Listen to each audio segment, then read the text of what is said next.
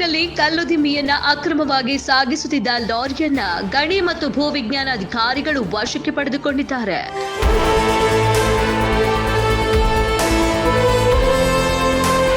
ತಪಾಸಣೆ ವೇಳೆ ಸುಮಾರು 2 ಮೀಟರ್ ಹೆಚ್ಚುವರಿ ದಿಮ್ಮಿ ಸಾಗಿಸುತ್ತಿದ್ದು ಕಂಡು ಬಂದಿದೆ. ಈ ಹಿನ್ನೆಲೆಯಲ್ಲಿ ದಿಮ್ಮಿ ಸಮೇತ ಲಾರಿಯನ್ನ ತುಮಕೂರಿನ ಕೋರ ಪೊಲೀಸ್ ಠಾಣಾ ಅಧಿಕಾರಿಗಳು ವಶಕ್ಕೆ ಪಡೆದುಕೊಂಡಿದ್ದಾರೆ.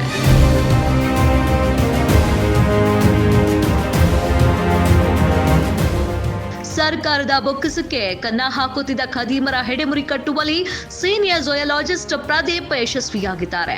ಸದ್ಯ ಗಣಿ ಮತ್ತು ಭೂವಿಜ್ಞಾನ ಇಲಾಖೆಯಲ್ಲಿ ಇಂತಹ ದಕ್ಷ ಅಧಿಕಾರಿಗಳ ಕಾರ್ಯಕ್ಕೆ ಶ್ಲಾಘನೆ ವ್ಯಕ್ತವಾಗುತ್ತಿದೆ. ನಿಜಕ್ಕೂ ಇಂತಹ ಅಧಿಕಾರಿಗಳು ನಮ್ಮ ನಡುವೆ ಇರುವುದು ಪುಣ್ಯವೇ ಸರಿ. ಇಂತಹ ದಕ್ಷ ಅಧಿಕಾರಿಗಳು ಇದ್ದರಷ್ಟೇ ಇಂತಹ ಖದೀಮರ ಹೆಡೆಮುರಿ ಕಟ್ಟುವಲ್ಲಿ ಯಶಸ್ವಿಯಾಗುವುದು ಈ ನಮ್ಮ ದೇಶ ಅಂತಲೇ ಹೇಳಬಹುದು.